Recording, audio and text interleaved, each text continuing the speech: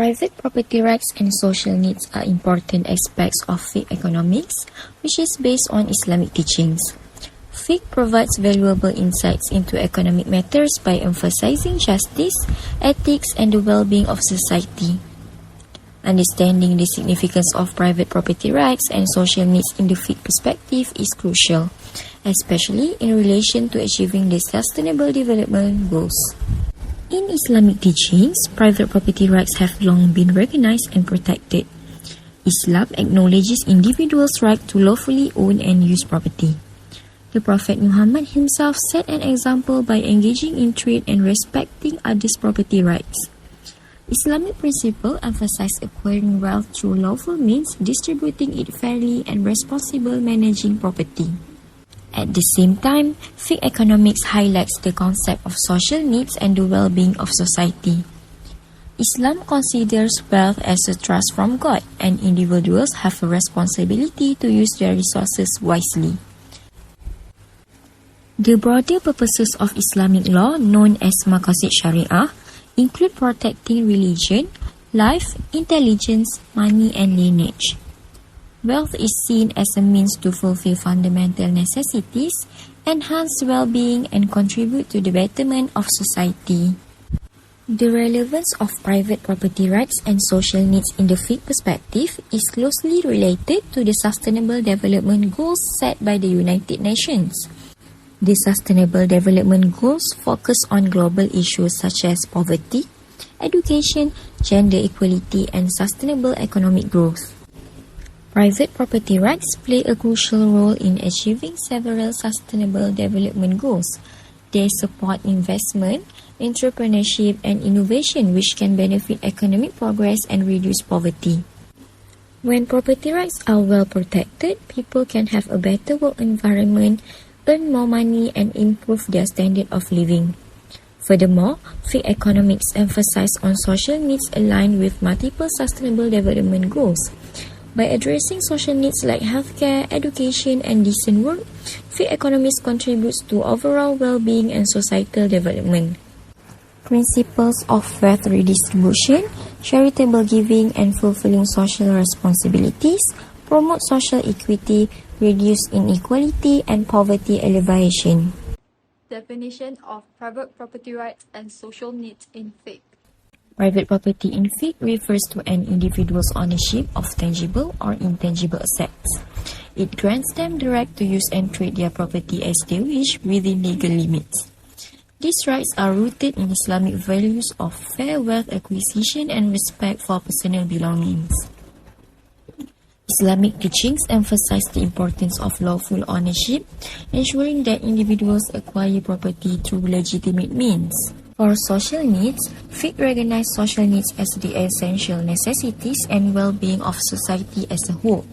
It acknowledges that individuals are part of a larger community and have a duty to contribute to its improvement. Fiqh economics seeks a balance between private property rights and social needs. While individuals have the right to own and use their property, they are encouraged to fulfill their social responsibilities. Responsible ownership, voluntary acts of giving, and the sharing of wealth through mandatory alms called zakat play a vital role in meeting social needs. By recognizing private property rights while considering the needs of society, Fiqh economics aims to create a fair and just economic system. It promotes responsible ownership, sharing resources, and assisting those in need. Through these principles, Fiqh economists foster a society where individuals exercise their rights while fulfilling their social responsibilities. The relationship between private property rights and social needs. Fiqh economics aims to strike a balance between private property rights and social needs. Individuals have the right to own and use property. However, they need to have social responsibilities. This includes contributing to society through acts of charity, voluntary sharing, and fulfilling obligations like zakat, obligatory alms, and sadaqah, which is voluntary charity. How does private property rights affect social needs? Social needs such as healthcare, education, shelter, Food and clothes are a necessity for every individual to be able to lead a fulfilling life. Maslow's hierarchy of needs is another lens through which to examine social requirements. Based on the hierarchy, people should have basic needs such as physiological and safety needs before they could attain the higher up needs. Psychological and self-fulfillment needs. Maslow, 1943, first argued that before addressing higher level growth requirements, people must first meet the lower level deficit needs. He admitted that his prior words may have given the false impression that a need must be satisfied 100% before the next need emerges. But he later explained that social needs are not an all or none occurrence. Private property rights are considered secondary to social needs, which means in order to attain social needs, practices of private property rights have to be performed. In other words, these two elements are closely related to one another. Primarily, private property rights affect social needs through the obligation of zakat. Zakat is a method of wealth redistribution from the rich to the less fortunate. Muslims are obliged to pay zakat in the forms of money or basic necessities such as staple foods and clothes. The next level of hierarchy of needs is safety needs. As mentioned in the previous section, private property rights give the owners of the rights the feeling of security and stability. Security in this context is economic security. Private property rights can prevent poverty as well as promote economic growth. In addition, owning a property or a house can be seen as a sanctuary where property owners can feel protected, safe, and at ease in their own space. Besides, property ownership can provide a sense of security and belonging because when people own their homes, they will feel more secure and connected to their community. For instance, private property holders can widen their social relations and networking by engaging in community activities in their neighborhood. This can lead to a greater sense of self-worth and overall well-being. This can be linked into the third level of Maslow's hierarchy of needs, which is belongingness and love. Moreover, owning a property also represents a significant financial investment and long-term commitment. Given that the property owners are invested in the property's success, this commitment might lead to a stronger sense of belonging. Lastly, personal freedom is also part of social needs. Private property owners are free to make decisions about how to use their properties for their personal advantage or the benefit of others. Every decision made to allocate the resources they have legally are based on their own accord. Besides, individuals also have the ability to accumulate wealth using their properties. They can invest in the values of it or even trade it off with other property. This action is the force behind the dynamism of the economy. How does Islam views private property rights and social needs? In Fiqh, private property rights are recognized and protected. Islam acknowledges the concept of individual ownership and the right to enjoy and utilize one's property within the bound of Islamic principle. For an Islamic perspective, private property is considered a trust by Allah to individuals. Muslims are encouraged to acquire wealth through lawful means and are entitled to enjoy the fruits of their labor. The Quran recognizes private ownership and emphasizes the right of individuals to possess and dispose of their property. However, Islam also places certain obligations and responsibility on individuals regarding the use of their wealth. While Islam recognizes the right to private property, it also highlights the social needs and obligation to address the welfare of the community. Islam teaching emphasizes the importance of wealth distribution to the property and inequity. There are several mechanisms within Fiqh that address the social needs in relation to private property rights. First one is zakat. Zakat is one of the 5 pillars of Islam and it is a mandatory form of charity. It is a prescribed amount of wealth that eligible Muslims must give to poor and those in need. Zakat helps redistribute wealth and property, ensure a more equitable distribution of resources in society. Second is sadaqah. Sadaqah refers to voluntary act of charity and giving. While zakat has specific guidance and calculations, sadaqah allows Muslims to give additional charity beyond their obligatory zakat.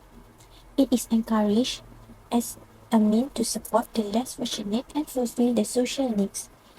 third is wakaf. Wakaf refers to endowment or charitable trust. In Islamic tradition, individuals can dedicate their property or wealth to support specific social causes such as education, healthcare, or the welfare of the community. The income generated from this endowment is utilized for the benefit of society, addressing social needs in a sustained manner. Lastly is prohibitions of riba. Islam prohibited riba or the charging of interest on loans. This prohibited aim to prevent exploitations and ensure fair economic transactions. By discouraging unjust economic practice, Islam seeks to address social needs and promote economic justice. Overall, Islamic jurisdictions recognize and uphold private property rights while also emphasizing the social need for wealth distribution and addressing the welfare of the community. Fiqh provide guidance on how individuals can fulfill their social responsibilities, such as through obligatory and voluntary charity, endowments, and ethical economic practice. What are the impacts of not performing private property rights towards society? Without private property rights, people are highly likely to steal properties from one another as there is no written agreement regarding the ownership of properties. Thus, it is difficult to distinguish between theft and simply taking an unowned property. Furthermore, the legal systems are constructed based on this ground, so private property cannot be taken away from the owners without their consent unless in cases where the law takes control. In the absence of private property rights, people may resort to violence to protect their belongings, and dispute among parties over ownership, such as lawsuits, will be difficult to resolve because law and order cannot be maintained without a clear ground on what the legal systems are based on regarding ownership of properties. Crimes and legal issues that develop as a result of the absence of private property rights are not restricted to physical properties. This also has an impact on intangible assets. Because the digital world is continuously expanding, it is difficult for laws to keep up, resulting in many grey areas where the law is unclear or perhaps non-existent. Because the digital world is global in nature, it is also difficult to enforce regulations. This condition enables cybercriminals to steal the property of others without fear of repercussions. As a result, cybercrime, which comprises a wide range of illegal online behaviors such as identity theft, fraud, and hacking, in addition to copyright infringement and intellectual property theft, may occur often in the digital world. In addition, the tragedy of commons, a scenario where people act on their own accord when using public resources, could occur with the absence of private property rights. These individuals' collective actions eventually result in a depletion of resources because they don't have to protect the resources. Instead, they may use as much of the resources as they wish without consideration to how their actions affect the environment and the society. The most common examples of tragedy of commons are deforestation and pollution. People are free to use unowned forests for their own benefit. For instance, farmers cut down trees for agriculture. As more trees are cut down and land cleared up, pollution, climate change, loss of biodiversity and habitat can occur. No legal action can be taken upon these actions as the ownership of the forest is undefined. Thus, everyone can use it. Next, individuals' personal freedom and autonomy will also be affected. They will also lose the ability to accumulate wealth as they do not own any properties. Lastly, our economic system will be similar to socialism. We will be incapable of making decisions for resources. A capitalist country cannot run without these rights as the properties only have value when these rights are present, making it exchangeable between parties. Therefore, economic development will halt. The strength of Islamic views on private property rights and social needs. The key strength of Islamic views on private property rights and social need is that Islam encourages the establishment of a just and equitable society. This simply means that Islam does not encourage hoarding and excess accumulation of wealth, but rather distribute and shares it with society. Some of the best contributions a Muslim could offer are to fight poverty by giving sadaqah or paying zakat, or ensuring access to basic necessities by ways of building a well for water or a school for education, and promoting social welfare via social media, public speaking and forums. In return, the person who practices this can earn barakah and blessing from Allah subhanahu wa ta'ala. Inshallah, Allah will surely give him more so he can contribute more to society. This is the beauty that lies in Islamic economics. Also, the strength of practicing Islamic economics compared to socialism would be the fair distribution that it has, in which socialism doesn't care who gets more or less as long as it is equal. Islamic economics is indeed different as it practices equity rather than equality for all. Therefore, private property rights should not be practiced to harm others according to the Fiqh perspective. Private property rights and social needs are both important as they need each other to be balanced in the society. Islam supports distributing wealth and resources to meet social needs, and the SDG also focus on the significance of balance between the social demands and private property rights, as well as the importance of sustainable development and welfare of the people. The relationship between private property rights and social needs must be aligned in order to have a balanced and equitable society.